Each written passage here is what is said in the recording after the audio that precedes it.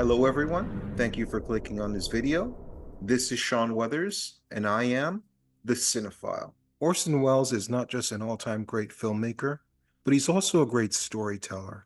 And here we have a clip of him talking about his up and down, volatile friendship with the great Ernest Hemingway. Two legends in their field, combustible personalities, and I can only imagine some of the adventures they had together or some of the stories they told around a dinner table. He was a very close friend of mine. Was he? Yes. I knew him on and off for many years.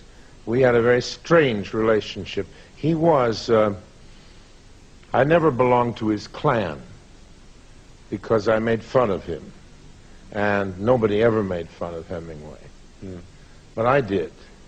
And he took it, but he didn't like me to do it in front of the club. We met in a projection of a movie which he had made and which he wanted me to narrate. And he had written the commentary.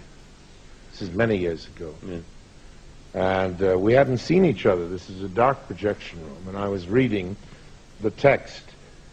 And I said, is it really necessary to say this? Do you think wouldn't it be better to just see the picture?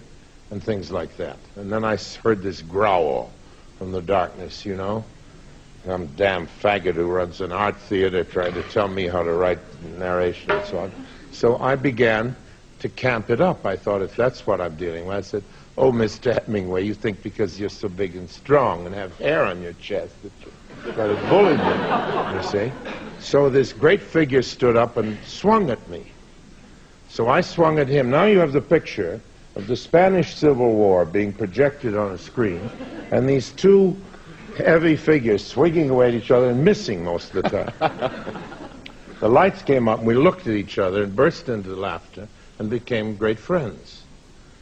Not a friendship that was renewed every year, but over many years at different times. Yes. And I saw him in the last year in which he was still entirely in control of himself, again, quite a lot.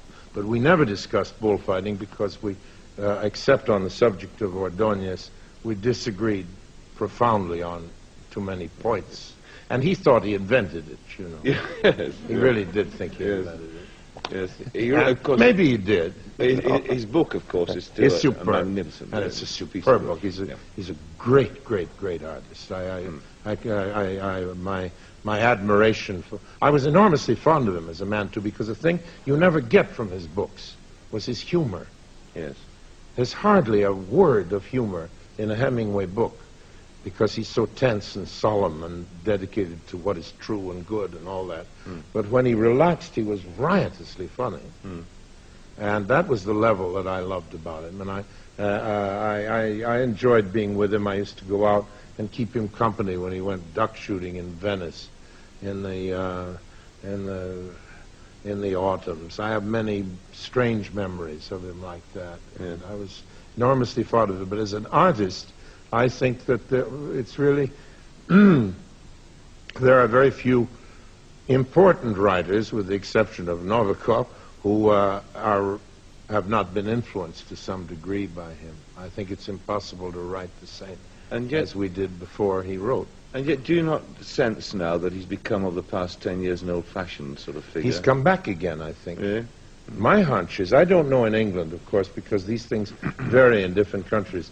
In America, he was in total eclipse for the last 10 years, but he's the sun is rising again, critically for him, a little bit. He's been dead long enough. I think it's mainly true, isn't it, that writers do go into total eclipse right after their death. Yes. I wonder why that is, but it seems to be true. He was ultimately, of course, a tragic figure, wasn't he?